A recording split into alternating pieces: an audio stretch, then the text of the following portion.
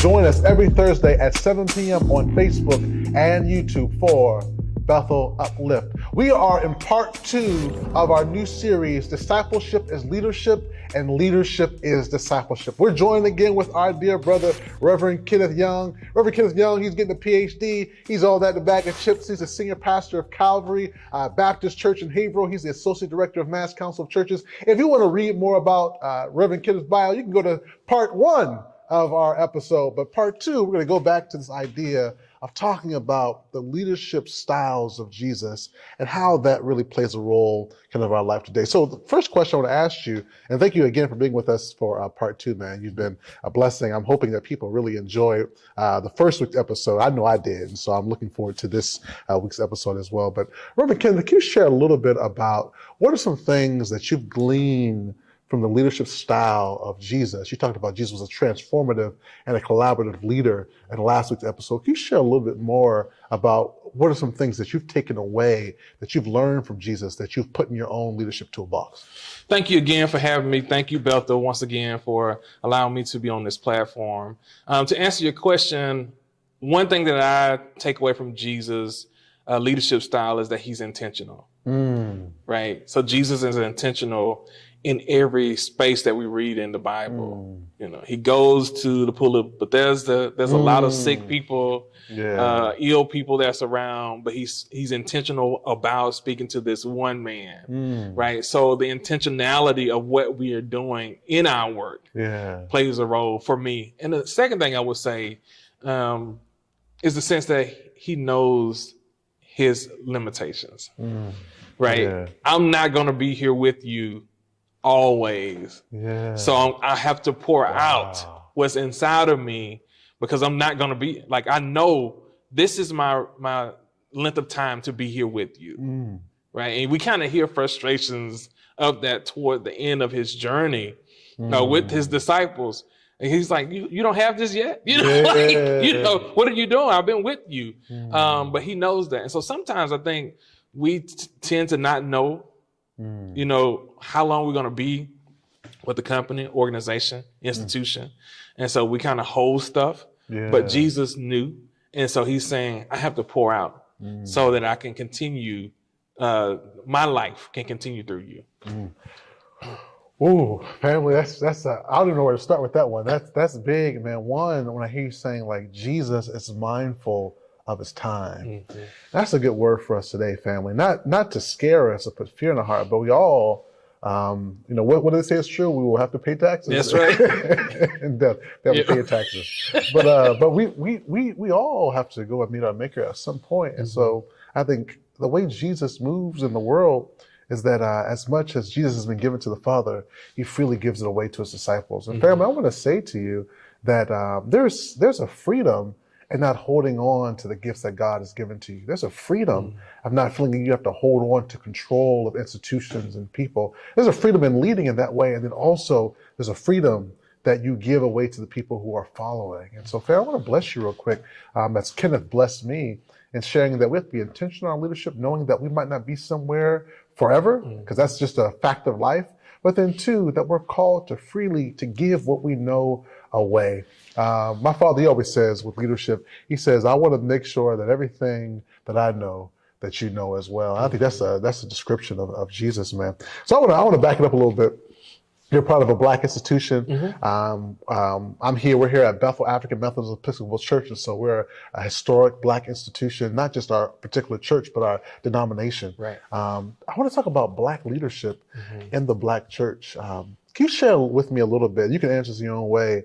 How would you characterize some examples or characterize some of the styles of leadership in the Black church? And what do you think, what is the type of leadership that you think Jesus is calling us to in this moment? And this is a long question, actually. And how would you compare that to the examples that we often see on social media as it pertains to leadership? You can answer any way you want to. Yeah, I mean, I think God is calling Black church leaders to be transformative, right? What are we doing? And when I say that, I mean, I think we have younger generations who are asking those questions. You have a huge church, you have a huge building, but why why does our community look like this? Right? Yeah. If the church is supposed to be transformative, why hasn't it transformed our community? Why are you afraid to go to church at night? Because you hear gunshots and all this stuff in your community, right? So I think that's younger generations are asking that question. So I think we have to learn how to be transformative, right? We have to make the impact in our own community. We have to, work on our block. Yeah. So the other piece to this, I think what we're seeing is more charismatic leaders, right? Yeah. We've seen it for decades in the Black church, but when you talk about social media, you have to have some kind of charisma. And in order for you to get followers, you have to be charismatic. I mean, you got to have some type of character. And sometimes we see caricatures on social media that gain followers. That's charisma, though. And most followers of people who are looking at leaders, they're attracted to them in some type of way. And I hate to bring this up, but I will. No, please. And I think, if people have not seen the movie Honk for Jesus, I was thinking about that. I think that is one of the things that plays a really strong thread throughout the whole movie. Was this sense of, it was Lee Curtis or whatever the character's name is. He has this charisma and he's charismatic, so he's able to kind of do certain things to help gain followers. But to me, he ends up being a caricature of what people think about Black preachers and Black pastors. Yeah. There's so many different directions that we can go in the conversation. So one, I hear you saying, like, I think churches have to be intentional how we affect our local community, right? That has to be our first calling. Before we can get national attention or state attention, we should be really present on our block and our neighborhood. So I hear that. But also hear you talking about the dynamic that preachers have now. That I think, not all preachers are overtly charismatic, but I would say at least in the Black church, there is a particular type of pageantry, particular type of style that, sometimes we just naturally gravitate towards. Like, everybody wants to hear a good close, a good hoop, a good holler. It tickles our ear when we hear poetic or articulate language or a particular style that speaks to us in our culture. But I also hear you talking about this dynamic of having to appeal to an online audience. Let me ask you, how does, as a leader, how do you manage that dynamic? Like, with COVID popping up and you having everyone had to go online and go on Instagram and YouTube. How have you managed that for yourself, and how do you see your peers manage that as well? That's a tough question. I mean, I feel like I just have to come to the table with me just being all that I am. And I feel like that's what I did throughout COVID. I'm nuanced. I feel like I'm layered. Most leaders are very layered. It's only what you see on TV that we kind of show. But I think for me, what I seen was people going down in order to come back up. Interesting. And when I say that, I mean, people had to go inward to work some stuff out in order for us to project that on the screen. There was times where it was just let me be honest. I hate doing this. This is tough for all of us. We did not go to school. We did not take preaching class or homiletics by preaching in the camera that we cannot see people on the other side of that, so that was just really tough. And vulnerability is something I think most leaders had to share during that time. So, those are the things that I tried to do, was to bring me to all of me to the table. That's a good point, man. I think you understanding the times, but then also moving to, I feel the Holy Ghost, moving towards things that you have to do, but you don't always want to do. I think that's the sign of a good leader, family, is that sometimes in life that God is calling us to do things that make us uncomfortable and we don't want to do it, but sometimes the moment calls for us to do it. So, man, thank you for really teasing that out for us. The other thing I want to ask you, because you talked about being vulnerable, and sometimes we don't always know all the preparation that goes into the performance or to the preaching moment. I want to ask you a little bit, because you manage a lot, man. You're bivocational or multivocational. You got 2 jobs, beautiful wife, was it 2 children? And you're in a PhD program. I gotta ask you, man, how do you remain present in your family, be highly productive and excellent at your jobs, be an A student, and be sane. Like, what do you do to kind of manage that? Because I feel like a lot of leaders are managing, particularly the type of pastors and leaders that are in our community. They're all often multi-vocational, but not just pastors, but laity. We're often asking volunteers who are running organizations, who are leaders of organizations, to preach for us, teach, run discipleship groups. Like, what is God calling us in this moment of being stretched so thin? Like, how are we called to manage all of that? Yeah, I mean, that's a great question. Yeah. The biggest thing I think I've done was ask people who have done it, right? So I'm not the first person to do this, right? Yeah, you know absolutely. what I mean? Like, our parents did this. Our grandparents did it. And they probably doing harder jobs than what we are doing, even though I think some of the mental stuff that we are going through can be very difficult. But one of my mentors said to me, he was like, Kenneth, you got a lot of balls in the air. Yeah. Don't let the same ball continue to drop. So there's times when I have to say, boundaries. No, I can't do this. My baby girl has a performance on Saturday, so no, I won't be there for this. My kids have this going on, so I can't do this. I have to do this at work. So boundaries, even though personally, I don't like to tell people no. Yeah. I've had to learn to do that. Yeah.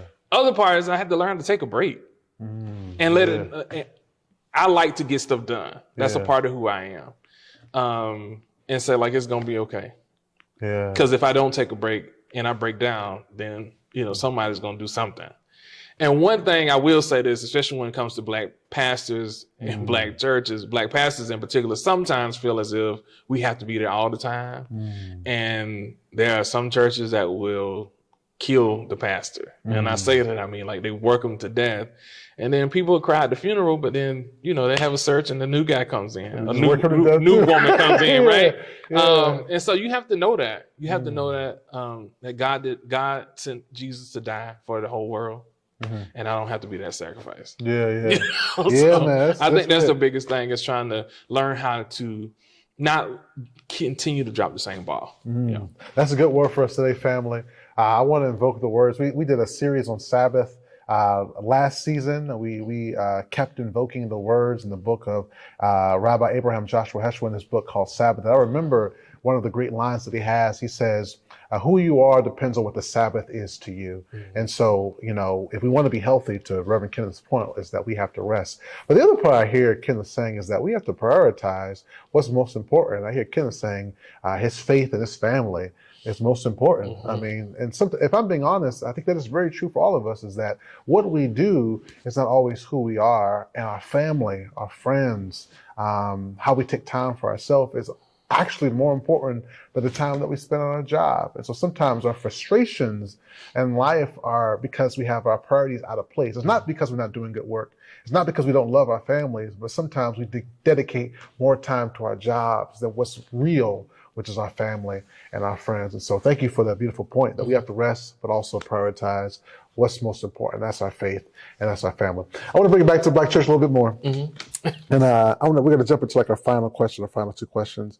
COVID-19, for Black folks, we've been always talking about liberation, but for the dominant society, it's like, oh my goodness, there's a race problem. Right. I mean, I think with the unfortunate murderings of Breonna Taylor and George Floyd,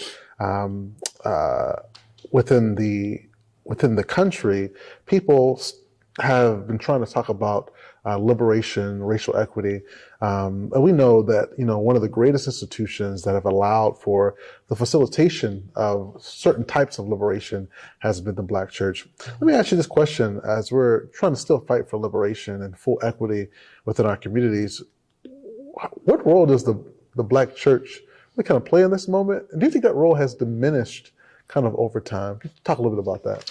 That's a great question. I mean, it kind of rolls into my work as far as my research question. Yeah. And what was the challenges between Black pastors in collaborating with the BLM movement during this, racial reckoning in our Black communities? And so, to your point, I think the Black church still holds a huge place. Shout out to Reverend Dr. Breonna Parker. If you haven't gotten her work, she does research in the Black church, and part of her work says like even younger generations still feel that there is a importance, like the Black church plays an importance of making sure that our communities are uplifted through the institution of the Black church. I think that is key, right? So the Black church has turned into an institution, and therefore sometimes it loses its fire, its vigor to go out and make changes. And so that's every organization when it becomes an institution, right? Absolutely. And so what we've seen in the 50s, 60s, 70s, if we want to call civil rights movement a Christian movement, and that's been a big debate with Black church and BLM. And so I think the church has to come to a place, my own personal opinion, some of the research that I'm doing, to regain or recapture its fire. And when I say that, at this moment, you can kind of see the Black church functioning as a Black bourgeoisie club, right? And what do you mean by that? If you look at some of the Du Bois, I'm doing research on Du Bois' talented 10th. His theory is that, the talented 10% will uplift the whole entire race.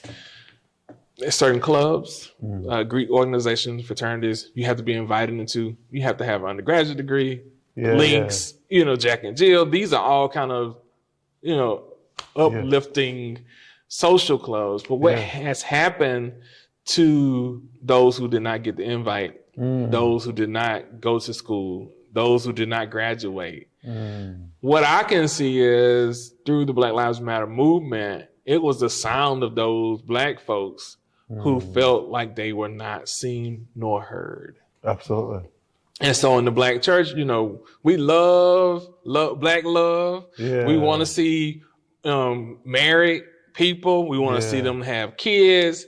And that's kind of like, you come to church, we transform you to being this Black middle-class person. And your whole family. And so sometimes that does not happen. And so what happened to those people who, tatted up in gangs and may not feel comfortable coming through your doors? Do they not get transformed because they didn't walk through your four walls?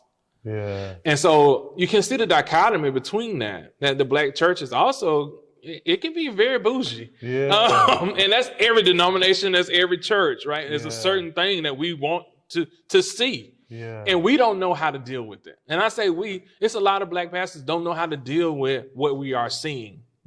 And so if I don't know how to deal with what we're seeing, I don't know how to fight for you. And I definitely can't fight with you. Because I may feel like you're fighting against my ideology of what success is supposed to be like in a Black community. Yeah, man. I think you bring up a lot of blind spots that our churches are struggling with. I'm trying to figure out how to be I'm trying to discern how transparent do I want to be on Bethel, because I have a lot of thoughts in a beautiful way.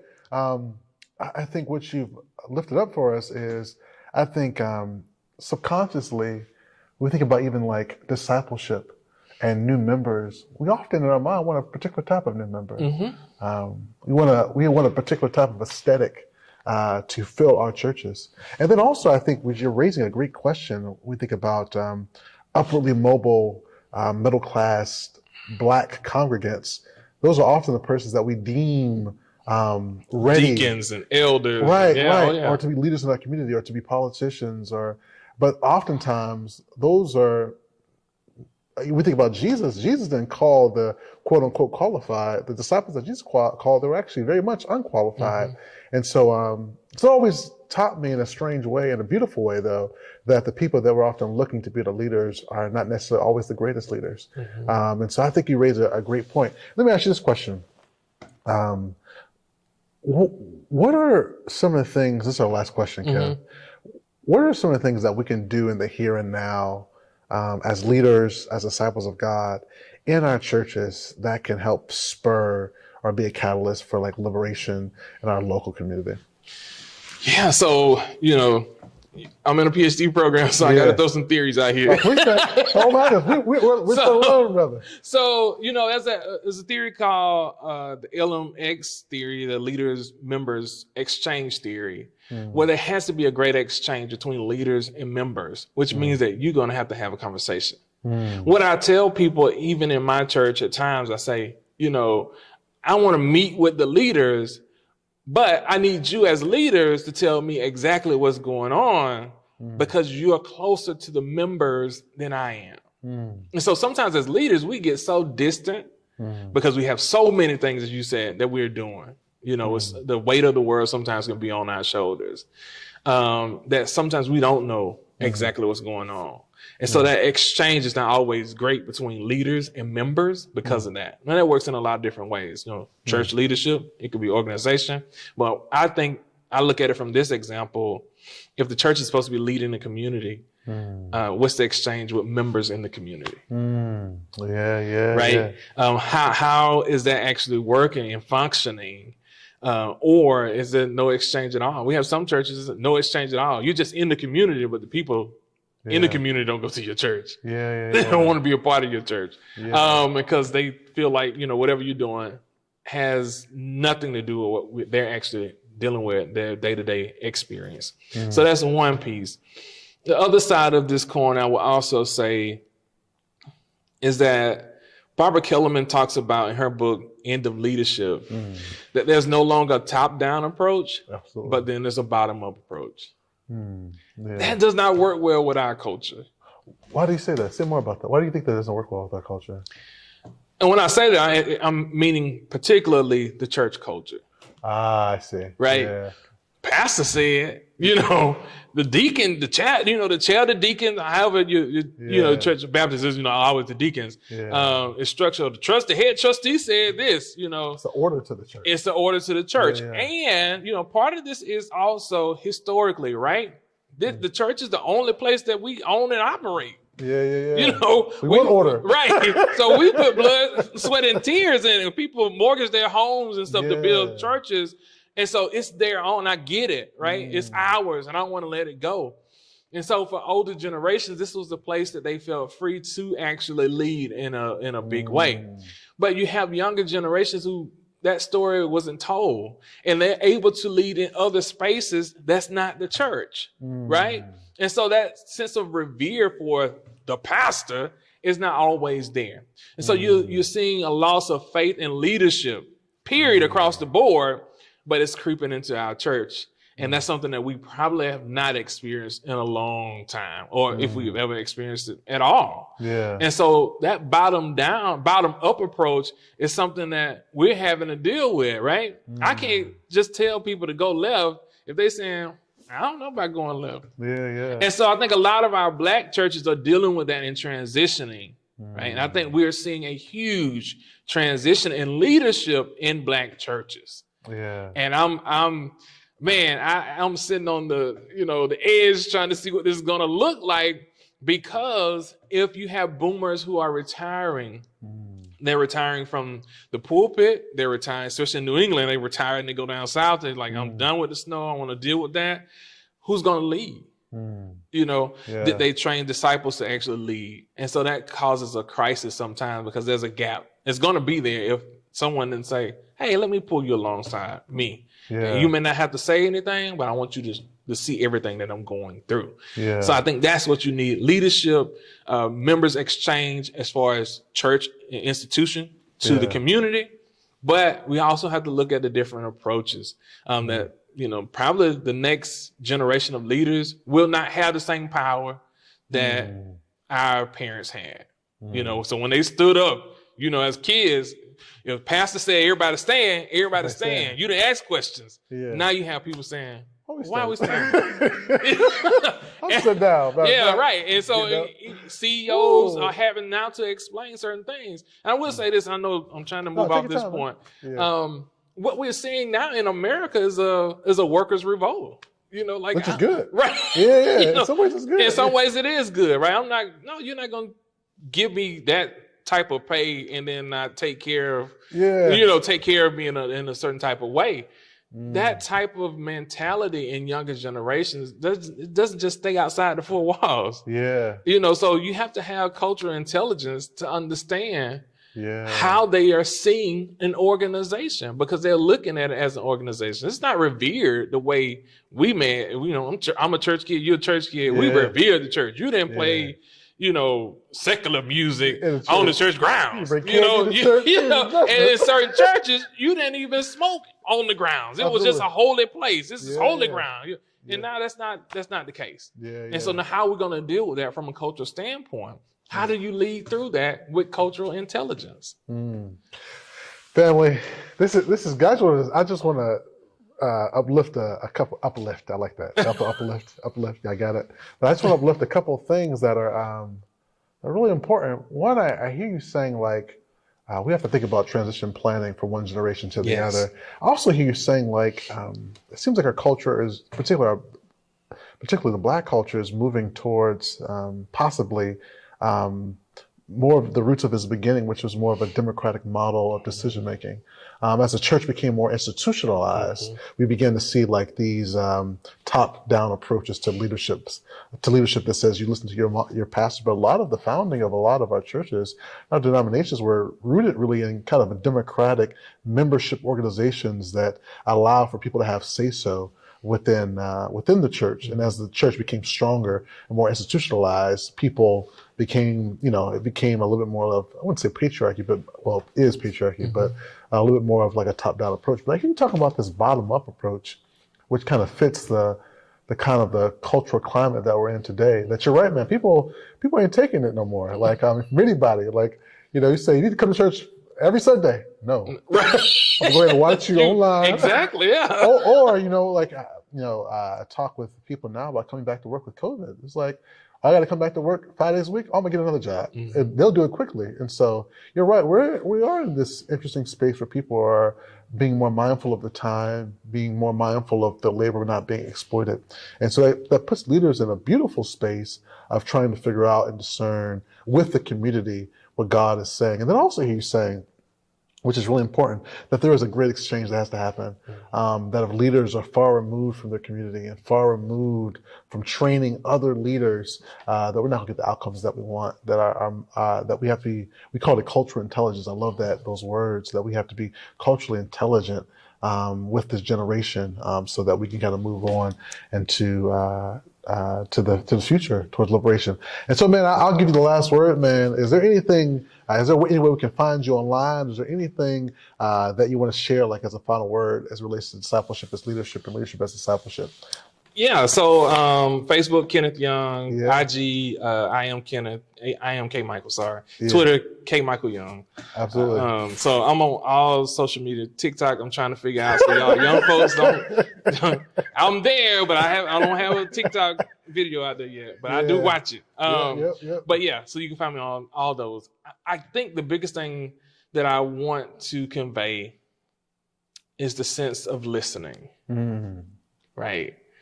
I end up kind of being, I'm a millennial by definition. Yeah. But I feel like I'm on the cusp of being kind of that bridge generation of understanding grandma and granddaddy, but also getting my head around like the iGen or Gen Z generation, right? Yeah. And so I'm able to hear both sides and hopefully bring these generations, not just these generations together. Yeah. We're going to have to do a lot of listening in order for us to be successful. Yeah. Our grandparents would never say some of the things or do some of the things that Generation Z is doing. Because whether we're reverence, fear, et cetera, the sense of order, it was a respect that was there, right?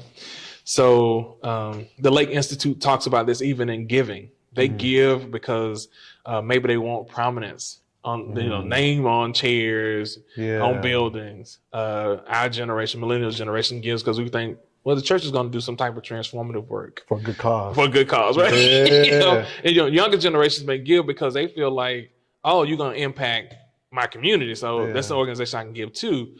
that listening and cultural intelligence, I think, is going to be key for us to get the liberation that we're looking for. Yeah. The younger generations, they're not afraid to speak up, to speak out about any and everything. And so I don't think we have to be guarded, but don't be shocked if that comes to your doorstep and they tell you how they really feel. Yeah. And so for me as a pastor, sometimes because I had so much reverence and respect for pastors, it was like, I would never tell my pastor, X, but that's not the space that we're in. And so the cultural intelligence piece, I think, is going to be true to us getting the liberation I think we're looking for. And so I think churches need to stand down a little bit in the sense of, let me open up my door and hear what's going on my street. Don't let me lock, because a lot of us lock our doors. And I'll be honest, like I love Calvary, but it 150 years, there's a certain thing that they look for. This is how we do church. This is the atmosphere that we're looking for. But in order for me to actually grow, and I believe this with the Black church, in order for us to actually grow, we're going to have to open up our doors and not come in and close it as if someone is chasing us, and actually understand what's going on in our community in order for us to achieve the liberation that we're looking for. Because if we're free and everyone is not free, then we're not all free. We're still bound. That's the word for today, family. This is the word of God for the people of God. Thanks be to God. Family, we're so excited that we had a chance to talk with Reverend Kenneth Young over these last 2 weeks. I pray that you will take some time, take some notes, and really reflect on all that's been shared as we've been talking about discipleship is leadership and leadership is discipleship. You can join us every Thursday at 7 p.m. on Facebook and YouTube for Bethel Uplift. God bless you.